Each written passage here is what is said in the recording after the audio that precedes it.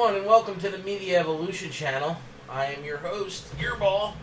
I'm going to be doing a Smackdown Live recap from October 17th, 2017. Another Smackdown show that makes you want to smack your top of your head and be like, what the hell did I just watch? Do they know what they're doing? I guess they don't. I mean, they do, but they really don't. The universe tonight, the WWE universe gave them 110% of what they're doing wrong, but they didn't want to listen. And hopefully they start to listen, because it's really starting to show. The ratings are really bad. Now, don't get me wrong, WWE usually has bad ratings in the fall. They're competing against, especially on Monday nights, they're competing against the NFL. And the NFL is considered a juggernaut for ratings. So I don't think there's anything that competes with the NFL, even though the NFL's on a downward spiral. Definitely, ratings in general over standard TV has been dipping over the last several years because there's been such a growth, an evolution, if you partake in social media being more involved and the internet grabbing, different entities via streaming video or internet television and whatnot. So people definitely have different avenues to get their news, to get their fix with their shows and whatnot. So that might impact the ratings. I don't know how they judge. Did somebody watch it live? Did somebody DVR it? Did somebody, maybe they got it on a stream? I don't know. Personally, I don't really care. As long as I get to watch it, and now I get to, explain to you my opinions of what I think they should and shouldn't be doing, and give you a recap of what exactly happened. Now, this week was a full week after the last pay-per-view, which we had the Tuesday after the pay-per-view explain what the hell happened. But it really didn't finalize exactly what we were thinking. I mean, last week Sami Zayn explained himself, but he really didn't explain himself. Like, is he heel or is he not a heel? Now, today's WWE, it is weird because there is a ton of tweeners. There's not many traditional heels. There's still baby faces, but even some of the baby faces are more like tweeners. Like Roman Reigns, he's a tweener. They want him to be a baby face, but the fans hate him, or a majority of the fans hate him, even though he has fans that cheer him. But even some of the heels get cheered, so there's really a lot of tweeners. Brock Lesnar's a tweener. Brock's supposed to be a bad guy, but the fans love him because he's the beast, Brock Lesnar. So he's a tweener. The only people that are really baby faces right now is AJ Styles, Shinsuke Nakamura, and on Raw,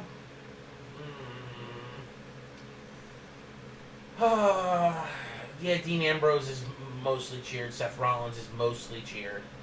So I would put them in babyface mode. The Hardys, definite baby faces.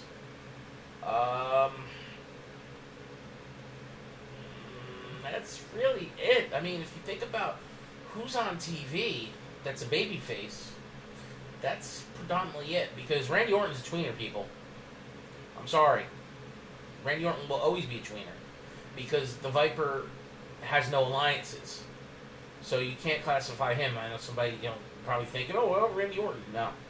John Cena, he is a babyface, according to the company. But he gets booed a lot, too. Oh, you know who are baby faces, but they're not actively wrestling? The two GMs, Kurt Angle and Daniel Bryan. And Daniel Bryan still getting the biggest reactions from the crowd. Week in and week out. And I will continue to keep talking about that and harping on the fact that that guy is the most over talent on the whole roster, and he's not actively participating in the ring. He is actively participating in storyline as the boss, but he's not in the ring doing what he should be doing. Because I've explained this in previous podcasts that I think Daniel Bryan should be back in the ring. He's been cleared several times over The only one that hasn't cleared him is WWE's doctor, which ultimately matters because that's the doctor that backs the talent and allows them to compete in the ring under the banner of the company. And this all stems from two major friggin' reasons. A, in the long term, WWE want to see him get debilitating injuries to his head that will affect him for the rest of his life because he's a young man and he's a new father. So that I'm sure is weighing on them. They also don't want to get sued.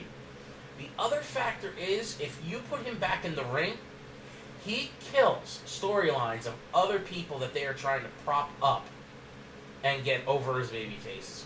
Roman Reigns being one of the major ones. Now, even though Roman's not on Raw. So, I see this is where, once again, I don't understand it. Because they could have Daniel Bryan wrestle on just SmackDown. He can do the once-a-week come-out thing, but he doesn't have to get in the ring. If he gets in the ring, maybe you do it at pay-per-views. Maybe you keep it to where he's only in the ring once a month. You know, and periodically you get him involved during the weekly SmackDown show. But maybe you incorporate him into a tag team match so he's not, fully doing it all himself. He's got help. And you do other weeks where he's just doing stuff behind the scenes. Hell, make him an active GM to where not only is he the boss, but once in a while, he gets involved because he gets pissed off. Like, how good would it have been last night if he would have beat the crap out of both Kevin Owens and Sami Zayn for insulting him? Oh, my God. Oh, that crowd would have went bonkers.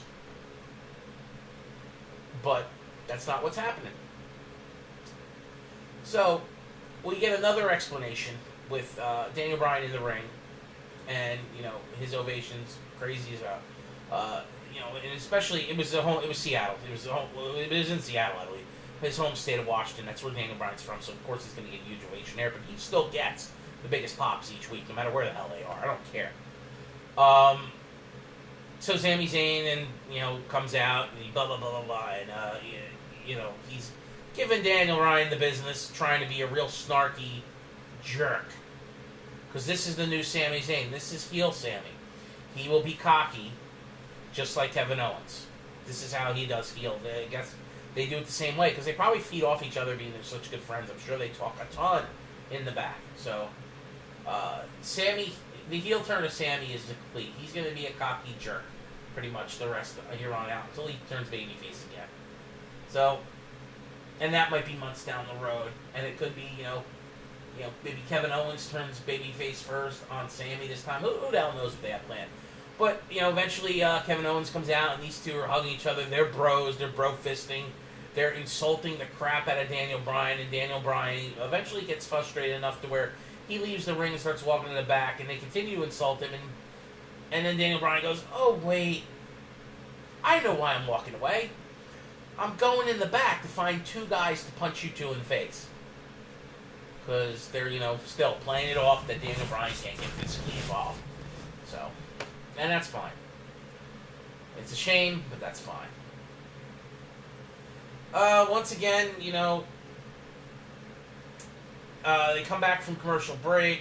Now we see the two jerks in the back still yucking it up, making fun of Daniel Bryan. And then Daniel Bryan has to walk by and says, "Oh, man, I couldn't find anyone that wants to punch you two guys in the face." He's like sarcastically snickering. No, not really. I found two people because literally everybody wants to punch you two idiots in the face. So, okay. Well, it ends up, he lets it off and he's like, I'm going to name Randy Orton and Shinsuke Nakamura are going to be your opponents tonight in a tag match. Okay.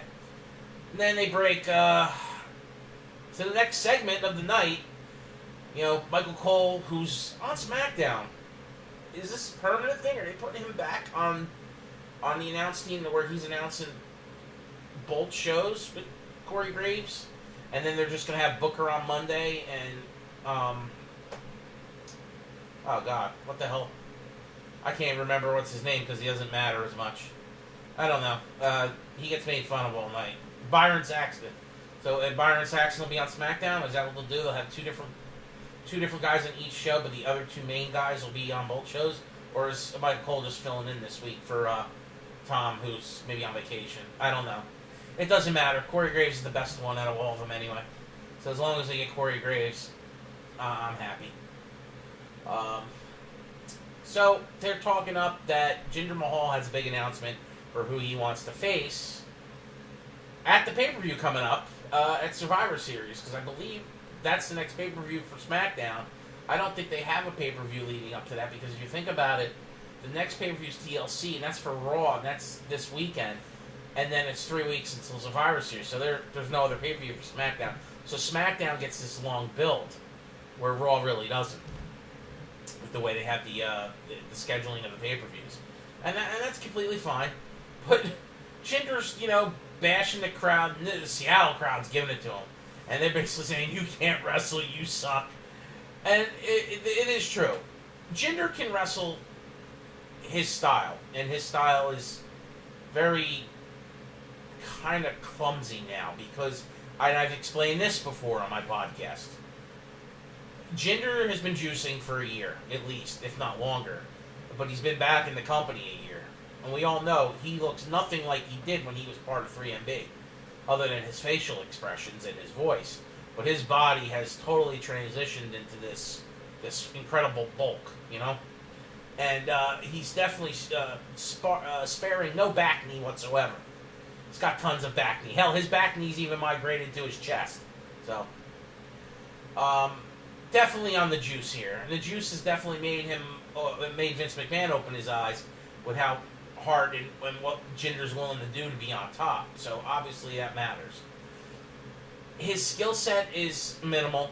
He has a set skill set, and that's it. And he's always pretty much had that. But he's obviously earned a lot of respect in the back from upper management and other wrestlers to be in the position he is, because if the other wrestlers on the roster weren't happy with Jinder, I'm sure they'd be talking by now, be like, listen, Vince, you gotta get the belt off Jinder. And you can think that as a fellow podcaster, as a fan, you can think that. Vince ultimately did this for two reasons.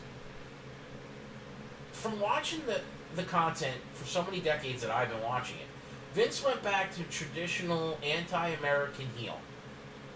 He could have did it with Rusev. Rusev was hurt at the time where this went down.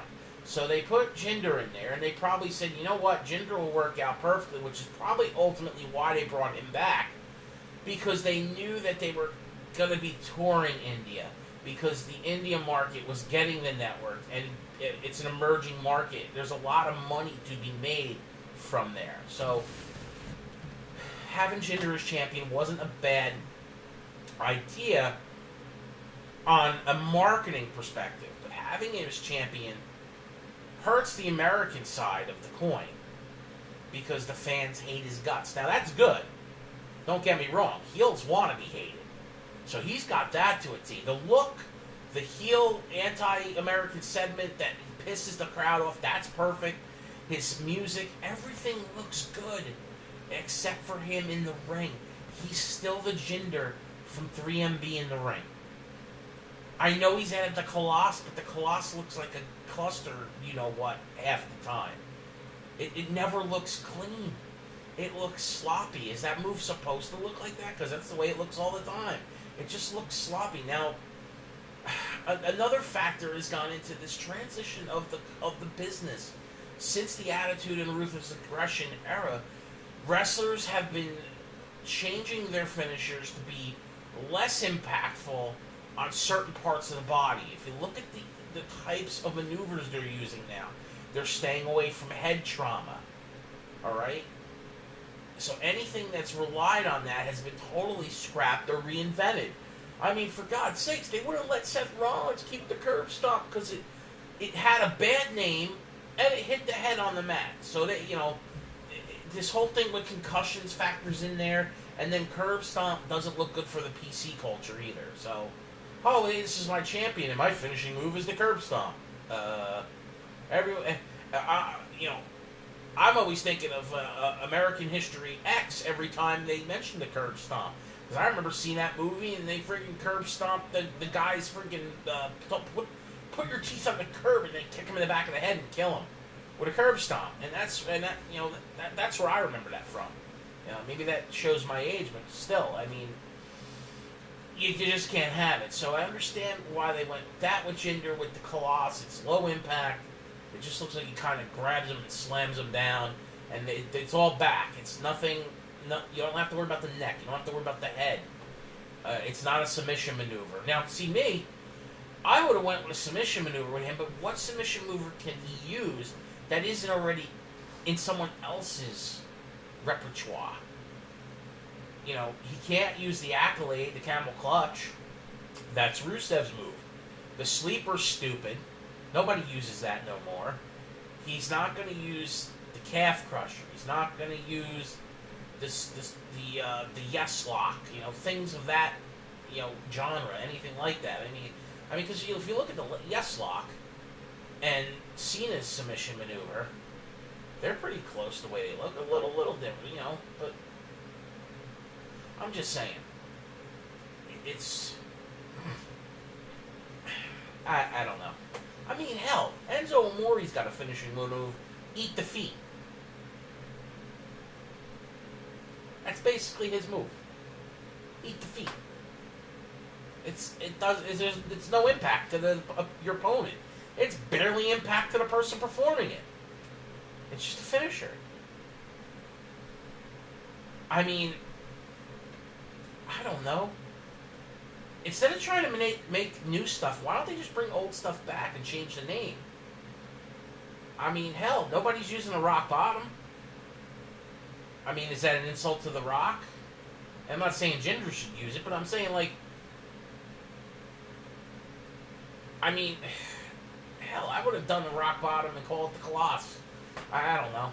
No, probably not, because they're not going to do that. But there's so many things that can be used that don't get used. And then there's things that do get used that don't go over well. And this is definitely one of them. I'm in big disagreement with how Jinder's gone over. I love the whole... Don't get me wrong. Let me contradict myself. I like Jinder. What he's done, I give him props. To get back to the company. And then to be trusted enough to be put in the position he's in. And to try as hard as he has. He has tried hard to be a heel, which is legit. And he is a legitimate heel, but the fans don't treat him as one. They just make fun that he can't wrestle. Part of that goes into what I was explaining. The other factor is he is bulked up a lot. And you can see, even 6 months ago, he was moving more fluid in the ring. And I don't think he's injured. He's not wearing any bandages.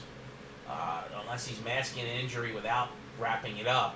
So I'm just going to assume he's not moving as swift in the ring anymore because he's gained a lot of muscle mass, and that's hindering his agility. So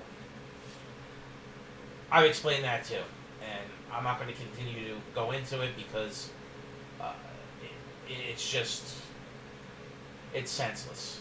I've explained already. If you want, go back and listen to the last 2 episodes, and fast forward to the parts where I talk about Jinder Mahal, and you'll see you'll get an explanation as to what I'm talking about here.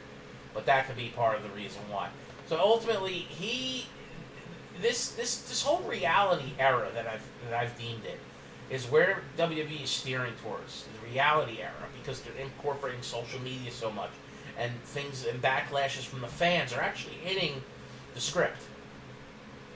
I mean, and so now they have Jinder wanting to look more legit as champion, even though he's beaten Nakamura, he's beaten AJ Styles, he's beaten John Cena. He's beaten all these guys to get where he's at on SmackDown Live. And I know they had AJ interrupt him after he makes the announcement of wanting to beat the Beast and go against the Beast. And I thought Michael Cole, are you kidding me? As he announced that was friggin' hilarious. I'm sure it's scripted, but still, it was still funny. It just came off as genuine. But I know they brought AJ out to interrupt Jinder. That, you haven't faced me for that title. Yeah, you're right, AJ. I haven't faced you for the title, but I did beat you before I became champion. It's right when they were, getting Jinder into that title contention, to be number one contender, to beat Randy Orton, it was AJ Styles. That was the bump before that. And I know sometimes WWE gives this perception that, oh, so much time's gone by, maybe people forgot. Oh yeah, you haven't beat AJ Styles. Well, he has. So, and that's okay. They want to give you that perception, but it's kind of stupid, in my opinion. I don't know. I could see good things going on from this. I could see bad things going on from this. But I just hope that Jinder doesn't beat Brock. Because if they have him beat Brock, the vile attacks that Jinder will get on social media and the WWE there'll be blood in the water. It'll be bad. Now he's a traditional heel. He's getting a lot of heel heat. He's doing what he's supposed to be doing. He looks like a champion, just doesn't act like it in the ring. And I'm not totally dissatisfied with him on the mic. He's okay. Not everybody can be The Rock on the freaking microphone, people. Just have them be themselves. But do things periodically that stand out. Well, if he ends up beating Brock, like I said, blood the water. And if Brock beats him, all it proves is that Brock destroys everyone. You're in Brock's way, Brock run you over. So, what does it really matter here? The only thing that matters, if it's not going to be for titles, it's just going to be champion versus champion, but it's not going to be for the titles. Unless they change that before Survivor Series hits. So really, what are you doing here? I mean, the obvious thing would be to have Jinder beat Brock to prop Jinder up even more, to add to the resume of 2017 as the year of the Maharaja. But I don't think they're going to go there, but I don't really know. And are they going to continue with going for this match? Or is AJ going to intervene now and they're going to have AJ against Jinder for the title? Or is that going to be the match after Survivor Series, which will be the December pay-per-views? Or wait, do they even have pay-per-views in December? Yeah, I think they do. Which will be like December and January's feud and maybe into February's feud with AJ Styles. Now, does AJ win the title there and then have a big match as champion at WrestleMania, which would be one of the end matches of the WrestleMania card? And do we get to see then champion AJ Styles challenged by Nakamura on the platform of WrestleMania, which I know fans are just chewing at the bit to see. I don't know if we're going to get that. I don't know if we'll see it yet. There's going to be years to see here, people. AJ's not going nowhere to Nakamura. As much as people think that the sky is falling and the wrestlers aren't freaking happy, a lot of these guys are here to stay. They are going to be with the company for the long distance future. I mean, now, don't get me wrong. Some of these guys aren't spring chickens. They're in the 30s, the late 30s, and in the early 40s. Some of these talents aren't going to be wrestling forever, but there's a 5 or 10 year window here with some of this talent. So some of these matches are going to happen, and they don't always need to happen at WrestleMania. Everybody's made WrestleMania into this stint. As far as I'm concerned, WrestleMania is the biggest pay-per-view of the year for the company, but it's one of many pay-per-views. And you can make any pay-per-view have a legitimate card and kick-ass matches. It doesn't just have to be the big-name pay-per-views. Because back in the day, that's how it was. There wasn't a pay-per-view every month. There used to be pay-per-view. First it started, it was like pay-per-view every 4 months. Then they did the monthly pay-per-views. Now they do bi-monthly pay-per-views.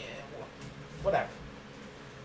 Oh, getting ready into the rest of SmackDown Live for the night. It ended up being Charlotte Flair and Becky Lynch and Naomi in a three-way dance against Natalya, Tamina, and Lana. And, of course, Lana has to eat the submission here. That's why Lana's in the damn match. She's the green one out of the group, or the greenest out of the group. So she's there to eat the pin or eat the submission.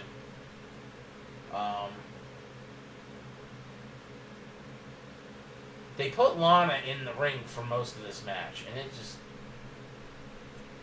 Are they making this girl look like a freaking joke? Is this the way they were gonna have, you know, freaking what's her name, Eva Marie, look when she was in the ring all the time? Or just a joke? Did Lana get to take over her angle? Because I've seen the NXT matches, dark matches that Lana's had, and they don't look this bad. So I don't know what the hell's going on here. But Flair, easy win for Charlotte Flair, doing a figure 8 on Lana. Of course, Lana taps out after a bunch of spots. You know, the spot monkeys were jumping all over the place and doing spots, and there was just a bunch of commotion. It was just a cluster F of a match, and we had, you know, Ellsworth and Carmella on the outside watching, because Carmella can lose matches, but she's Miss Money in the Bank. So she could sit here and watch, be like, I can catch it anytime. It's my title to win. I can't put this contract in, I'll become champ. Who cares? Does anyone care? No one cares. Fix the writing. Do better bookings, please, for the love of God. But where the hell they're going with that? It's just, terrible. Terrible, terrible, terrible. Then we get Sin Cara. Where the hell's he been? Who even wants to see him? Goes against Baron Corbin. Baron Corbin makes fun of the fact that Sin Cara's in the ring. We haven't seen him for a while, whatever. And then he's like, yo, we're going to give you an opportunity at the U.S. title. No, we're not, because you don't deserve it. Matter of fact, there'll be no more U.S. titles opportunities. You know, the U.S. Open is dead, because Baron Corbin's a jerk. Well, this match was like 2 minutes long. And Sin Cara wound up knocking Baron Corbin out of the ring, you know, to the point where Baron Corbin got counted out. And Sin Cara wins via countout. So, and then the announcers are talking it up like, this is going to propel Sin Cara, the boy. Sin Cara going to win over the U.S. champion. No one cares about Sin Cara. It's not even a real Sin Cara anyway. Whatever. Usos are in the back doing a promo. They get interrupted by Chad Gable and Shelton Benjamin. We all know they're the number one contenders, so they're stirring the pot, get ready for this upcoming physicality that these groups are going to have. And at least we'll know it'll be good in the ring.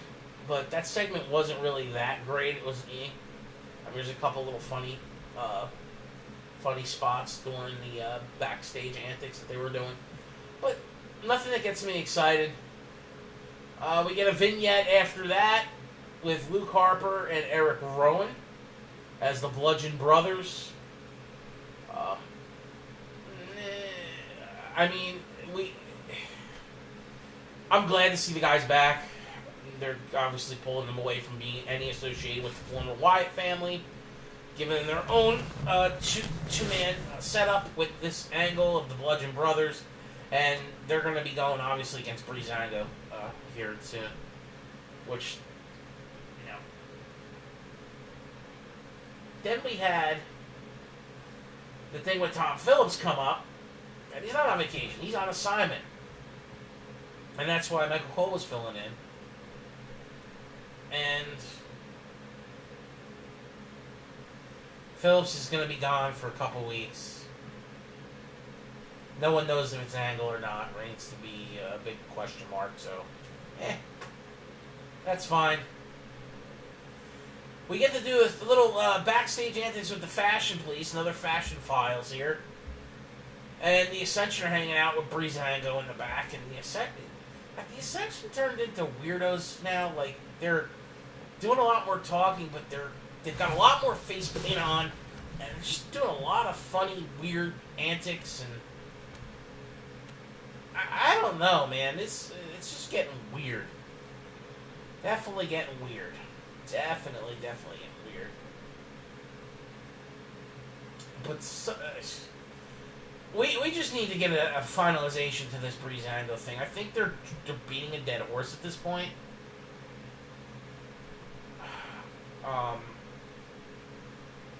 I would stop and either find out who's been wrecking their stuff and messing with them over the past several weeks and get an actual feud going on here, But we all know WWE's just going to keep beating a dead horse with this one, so I don't expect them to stop anytime soon. We'll probably get some more stupid antics up until, I guess, from now until Survivor Series. Hopefully we'll actually see who's been doing it. A lot of people now are assuming it's Harper and Rowan. Is that who they're leading to? And I wouldn't be shocked if it is that. It gives both teams something to do. At least it brings the other guys back onto TV, so we know that they're still around, which is great. Then we get Aiden English practicing his vocals in the back. He ends up getting interrupted by the New Day, which was freaking hilarious. Those guys are just off the charts, so good with interactions, no matter who it involves.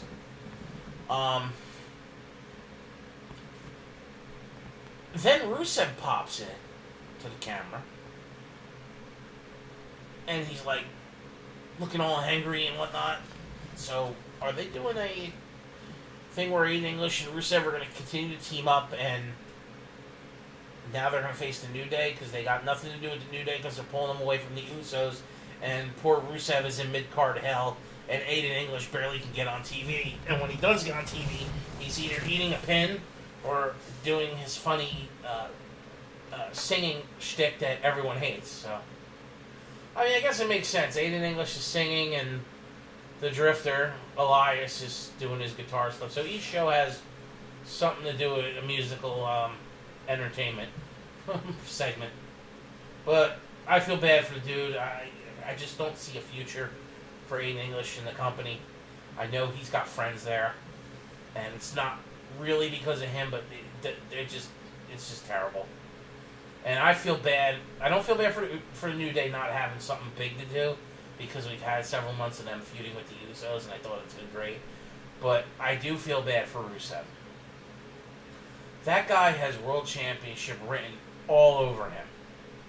And he has been, since that long push where he was U.S. Champion, and undefeated for a long time, back on the main roster after coming over from NXT.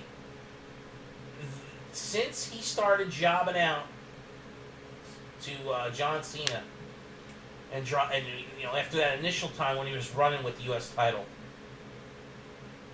where he was running roughshod over everyone, he ran into the brick wall known as John Cena, and John Cena made him humble. And then he got humbled again and again and again, and before we know it, even though Rusev is a two-time U.S. champion, he's considered a joke now. To where I know he got injured for several months, but they brought him back and had him lose to Cena in a flag match, which was god-awful. I know he took months off to do his honeymoon and whatnot, taking a break from the business, but you gotta stop being petty with the problems and just take care of the talent while you have them, because they can't stay at the top forever. And Rusev can be at the top. Hell, like I said, he could have been champion over Jinder, and I'd be totally fine with it. And we have our match of the final match of the evening, where it ends up being the 2-on-2 match between Randy Orton, Shinsuke Nakamura, and Kevin Owens and Sami Zayn to close out the show for the night.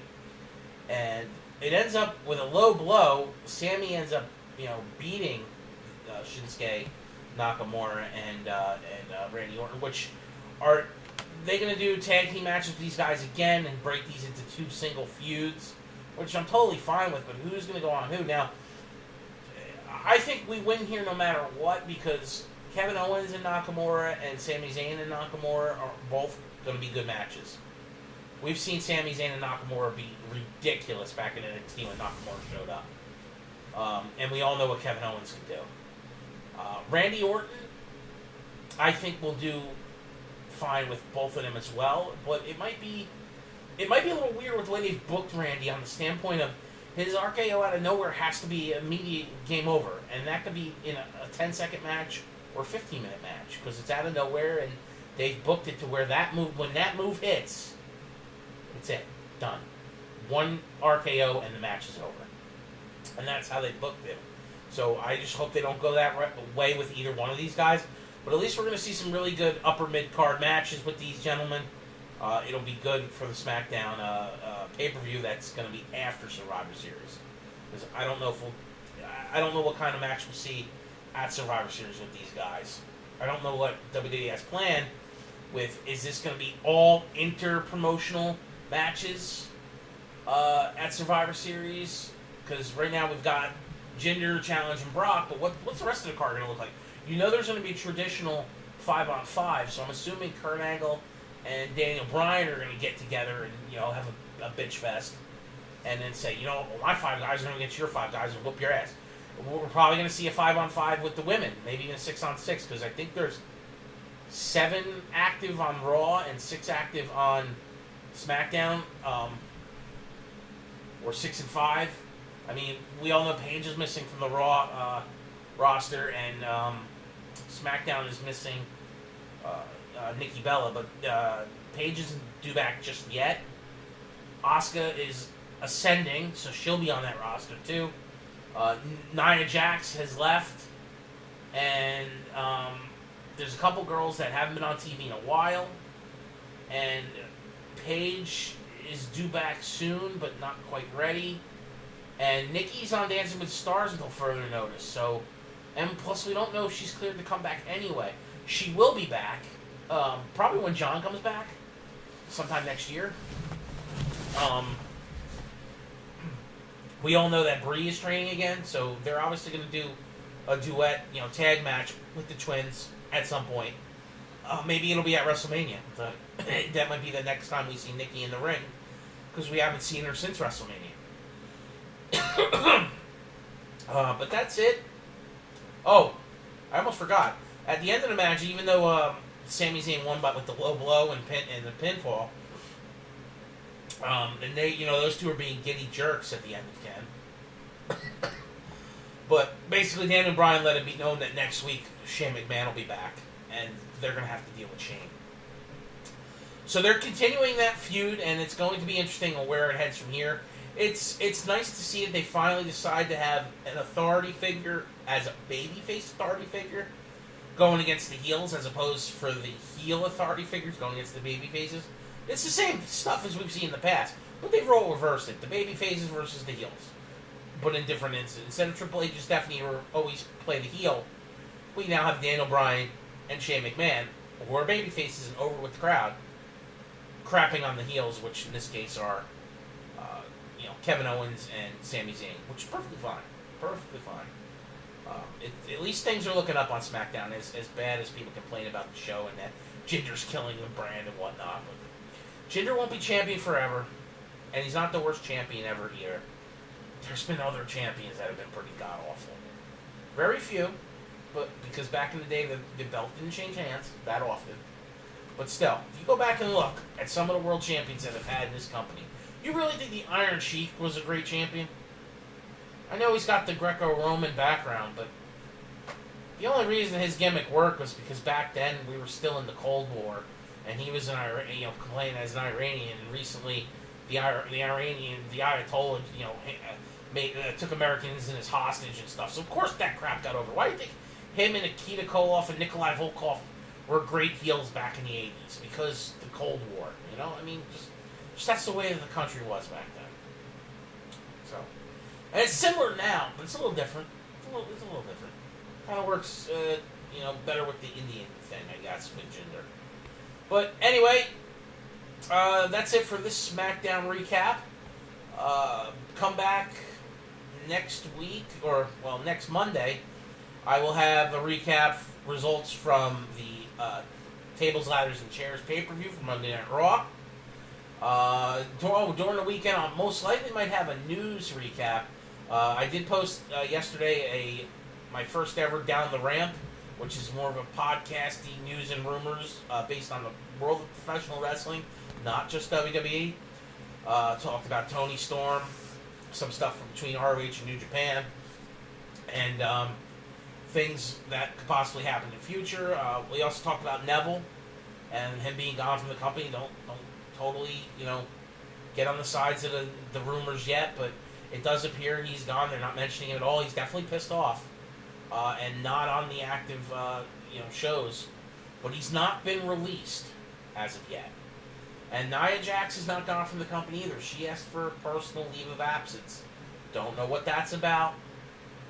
Until you actually see things come out, these talents are gone from the company, released from their contracts. They also will most likely get no-compete clauses before we can actually see them somewhere else. But I don't want to see anybody gone. It really sucks when, especially talents like Nia, who's up and coming, and Neville, who's just phenomenal cruiserweight, light heavyweight, whatever you want to call him, potential world champion, because he's got that ability. Even to be a world champion, even if it's for a few months or a few weeks, he has that potential. You don't have to make a world champion be a world champion for 6, 8, 9 months a year. You can have a world champion that, he wins it, oh my God, and in the following, pay-per-view, a couple weeks later, he drops it back to the person he beat it from.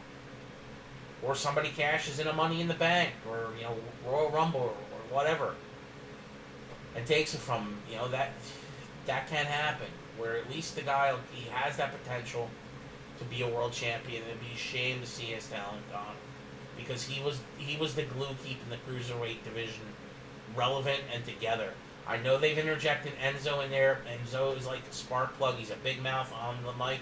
Try to make 205 be more relevant, even past what Neville was doing. But Neville was that legitimate talent that was just, you want to see that guy. The rest of the cruiserweights, who the hell really wants to care about them?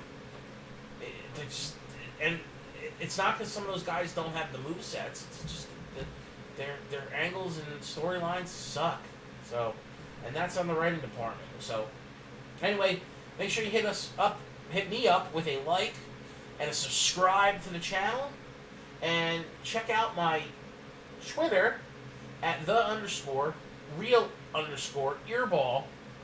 And hit me up with a follow on that so that you can get up-to-date, postings of videos, anything that might be on my mind.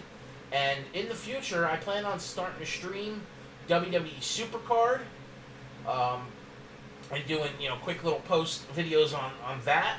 And so you could even check out the Earball on Twitch. Eventually we'll be streaming on there. I stream other games too. And hopefully in the not too distant future, I can start doing my podcast with a second person, so we can feed off each other, because I think that would be even more beneficial for the content. Or even if it's once in a while, and even branch off into other exciting things to talk about on YouTube, because I'm really hyped and excited for this. This is something new, but I don't mind talking to people. I never did. I was in sales and marketing for 13 years. I've got the gift of gab. So, everybody, stay real. Earball out!